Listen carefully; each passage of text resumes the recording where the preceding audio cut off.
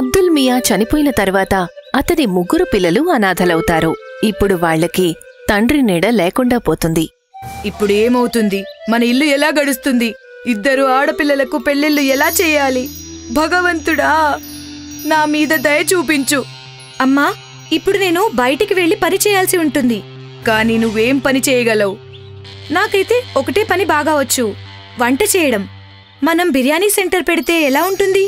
కానీ దానికైతే చాలా డబ్బు ఖర్చవుతుంది కదా. డబ్బుల గురించి ఆలోచించకండి. నా ఈ నగలు ఎందుకు పనికొస్తాయి? ఒకసారి అంతా సర్దుకున్న తర్వాత మీరందరూ కలిసి వీటిని విడిపించండి. కాని అమ్మా, నాన్న వాటిని నీకోసం కొన్నారు. చూడమ్మా, నా మొదటి బాధ్యత మీరందరూ. నగలదేముంది, వాటిని తిరిగి తెచ్చుకోవచ్చు. సరే. శిఖ తన తల్లి నగలను తీసుకుంటుంది. వాటిని తాకట్టు పెడితే తనకి 20,000 దక్కుతాయి. ఆ డబ్బులతో వాళ్లు ఒక చిన్న బండిని కొంటారు. అక్క, చెల్లి, తమ్ముడు 3 కలిసి అక్కడే పనిచేస్తారు. రండి బాబూ, రండి. వేడి వేడి వేడి వేడి బిర్యానీ ఎంత రుచిగా ఉంటుందంటే వేళ్లు చప్పరిస్తూ ఉండిపోతారు. రండి బాబూ, రండి, వేడి వేడి బిర్యానీ. చాలా మంది వాళ్ల బండిలోని బిర్యానీని తింటారు. అందరికీ కూడా ఆ బిర్యానీ నచ్చుతుంది. బిర్యానీ అయితే చాలా బాగుంది. నేను ఎప్పుడు ఇంత రుచికరమైన బిర్యానీని తినలేదు. అవును, చాలా రుచికరమైన బిర్యానీ కదా. మీకు ధన్యవాదాలు. ఇది మా అమ్మ చేతి రుచి. మా అమ్మ చేసే స్పెషల్ బిర్యానీ. చాలా సంతోషం అమ్మా. అలా చూస్తూ ఉండగానే బండిలో బిర్యానీ మొత్తం అమ్ముడుపోతుంది. జనాల రద్దీ పెరుగుతుంది. నాకు 2 బిర్యానీ పార్సల్ ఇవ్వమ్మా. సరే. నాకు కూడా ఇవ్వమ్మా. ఇప్పుడు నదీంకి అందర్నీ పిలవాల్సిన అవసరం ఉండదు. బండి దగ్గర ఎంత రద్దీగా ఉంటుందంటే వాళ్లు 3 కలిసి ఆర్డర్ తీసుకునేవాళ్లు. ఇదిగోండి మీ ఆర్డర్. ఇది మీది.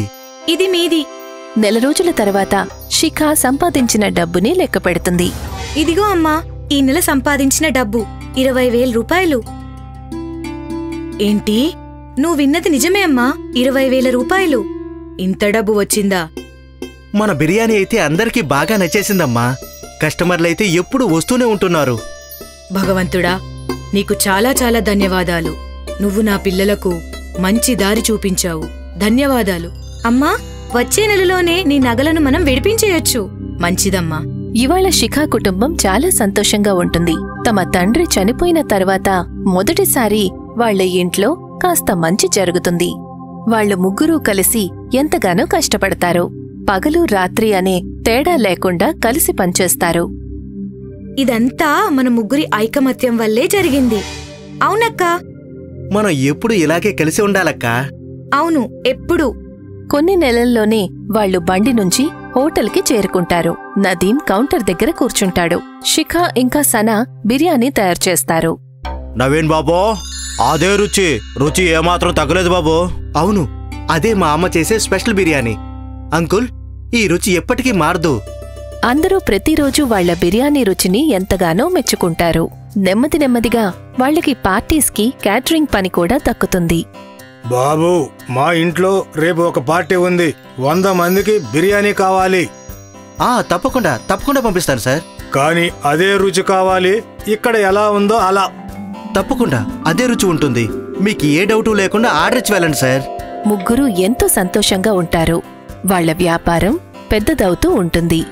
తరువాత ఒకరోజు, ఏమైంది? ఈ ఆర్డర్ ఇంకా వెళ్ళలేదెందుకు? అది కానంకుల్ వాళ్ళ ఇంట్లో పెళ్లి ఉంది. కానీ ఏదో కారణం వల్ల పెళ్లి ఆగిపోయింది. అందుకని ఈ భోజనం అవసరం లేదంట కావాలకి. భగవంతుడా, చాలా బాధాకరం. నువ్వొక పని చేయి, ఈ భోజనాన్ని పేదవాళ్లకి పంచిపెట్టు. కనీసం వాళ్లైనా కడుపు నిండా తింటారు. అలాగే అక్క. తన అక్క చెప్పిన కారణంగా నదీం మొత్తం బిర్యానీ అంతా పేదవాళ్లకు పంచుతాడు. అది కూడా ఇష్టం లేకుండా. తను హోటల్కి తిరిగొచ్చేసరికి సనా అక్కడే ఉంటుంది. అక్కెక్కడా? తను ఇంటికి వెళ్ళింది. నాకు అర్థం కావడం లేదు. అసలు అక్క ఇంత బిర్యానీ పేదవాళ్ళకు ఎందుకు పంచిపెట్టింది అని. ఏమంటున్నావు నువ్వు? విషయం ఏంటంటే, ఇవాళ కానంకుల్ వాళ్ళింట్లో పెళ్లి ఉంది. ఆయన 300 మందికి బిర్యానీ ఆర్డర్ చేశారు. కానీ ఏదో కారణం వల్ల వాళ్ళింట్లో పెళ్లి ఆగిపోయింది. అందుకని బిర్యానీ ఇక్కడే ఉండిపోయిందక్క. నేను ఆ బిర్యానీని అమ్మేద్దామనుకున్నాను. కానీ అక్క మొత్తం బిర్యానీని పేదవాళ్ళకి పంచిపెట్టమని చెప్పింది. ఇది సరైన నిర్ణయం కాదక్కా. మనం ఆ బిర్యానీ ద్వారా కూడా డబ్బులు సంపాదించుకోవచ్చు కదక్కా. అవును, మన అక్కది చాలా మంచి మనసు. అందుకని తను అనుకుని ఉంటుంది, మనకి బిర్యానీ డబ్బులు వచ్చేసాయి కాబట్టి దానిని పేదవాళ్ళకి పంచిపెట్టొచ్చు కదా అని తనకి అసలు రెట్టింపు సంపాదన గురించి ఆలోచన వచ్చి ఉండదు. అయ్యుండొచ్చు. అంతలో శిఖ అక్కడికి వస్తుంది. నదీం ఇంకా సనా వాళ్ల మాటలను ఆపేస్తారు. మొత్తం బిర్యానీ పేదవాళ్లకు పంచేశావు కదా? అవును, పంచేశాను. కనీసం ఖాన్ అంకుల్ కి ఆశీర్వాదాలు దక్కుతాయి. ఇప్పుడు ఆయనకి అది చాలా అవసరం. అవును. సనా ఇంకా నదీం వాళ్ల అక్క తీసుకున్న నిర్ణయంతో ఏకీభవించరు. అలా వాళ్ల వ్యాపారం సాగుతూ ఉంటుంది. వాళ్లకి ఇంకా పెద్ద పెద్ద ఆర్డర్స్ వస్తాయి. హోటల్ కూడా చక్కగా నడుస్తూ ఉంటుంది. తర్వాత కొన్ని నెలలకి మరొక ఆర్డర్ క్యాన్సిల్ అవుతుంది. నవీన్, అన్సారీ గారి ఆర్డర్ క్యాన్సిల్ అయిపోయింది. నువ్వు ఈ బిర్యానీ మొత్తం పేదవాళ్లకు పంచిపెట్టు. సరే అక్క. నదీం సరే అని అంటాడు. కాని తనకి ఇష్టం ఉండదు. పెద్దక్క ఇంటికి వెళ్లిన తర్వాత సనా ఇంకా నదీం మాట్లాడుకుంటారు. మనం ఈ బిర్యానీని అమ్మలేమా? ఇప్పుడు టైం 10 గంటలైంది. కస్టమర్లు ఎవరూ రాకపోవచ్చు. ఒక పని చేద్దాం, దీనిని లోపల దాచిపెడదాం. రేపు ముందుగా దీనినే అమ్మేద్దాం. ఇది సరిగ్గా ఉంటుంది. అక్కా తమ్ముళ్ళిద్దరూ కలిసి ఆ బిర్యానీని దాచిపెడతారు. మరుసటి రోజు వాళ్లు ముందుగా ఆ బిర్యానీని అమ్ముతారు. వాళ్ళిద్దరూ చాలా సంతోషిస్తారు. ఎందుకంటే లాభం రెట్టింపవుతుంది. శిఖాకి ఈ విషయం గురించి తెలీదు. తర్వాతేముంది, ఎప్పుడైనా ఆర్డర్ క్యాన్సిల్ అయితే మరుసటి రోజు ఆ బిర్యానీని సనా ఇంకా నదీం హోటల్లో అమ్మేసేవాళ్లు. చాలా నెలలు ఇదే విధంగా గడుస్తూ వచ్చింది. ఒకరోజు ఆ పాత బిర్యానీ ఒక రెగ్యులర్ కస్టమర్ ప్లేట్లోకి వస్తుంది. నవీన్ బాబూ, ఈ బిర్యానీ అసలేం బాగాలేదు. మునుపటి రుచి ఇందులో అస్సలు లేదు. అలా ఎలా జరుగుతుంది సార్? మేము ఎప్పుడూ కూడా అలాగే బిర్యానీ తయారు చేస్తున్నాంగా. అవునా? సరే. నెమ్మది నెమ్మదిగా కస్టమర్లందరికీ బిర్యానీలో గందరగోళం ఉందనిపిస్తుంది. వాళ్లకి ఆ రుచి ఏమాత్రం నచ్చదు. ఉన్నట్టుండి వాళ్ల హోటల్కొచ్చే కస్టమర్లు తగ్గిపోతారు. అప్పుడే శిఖ ఆలోచనలో పడుతుంది. ఉన్నట్టుండి ఏం జరిగింది? మన కస్టమర్లు ఎందుకు రావడం లేదు? ఇలాగే జరిగితే అసలు ఎలా కుదురుతుంది? నదీం తను చేసిన తప్పును తెలుసుకుంటాడు. తను వాళ్ల అక్క ముందు ఏడుస్తాడు. తప్పంతా నాదే అక్క. నేను అలాగే సనా అక్క పాసిపోయిన బిర్యానీని కస్టమర్లకు పెట్టాం. ఏంటి? నదీం వాళ్ల అక్క ముందు చేసిన తప్పులన్నీ ఒప్పుకుంటాడు. మీరెందుకిలా చేశారు? ఎక్కువ డబ్బు సంపాదించాలనే ఆశతో వ్యాపారాన్ని పాడు చేశారు. ఇప్పుడు మనం కస్టమర్లను ఎలా తిరిగి తీసుకొస్తాం? మమ్మల్ని క్షమించు అక్కా. ఇలా జరుగుతుందని మాకసలు తెలీదక్కా. మీ స్వార్థం వల్ల అంతా నాశనమైంది.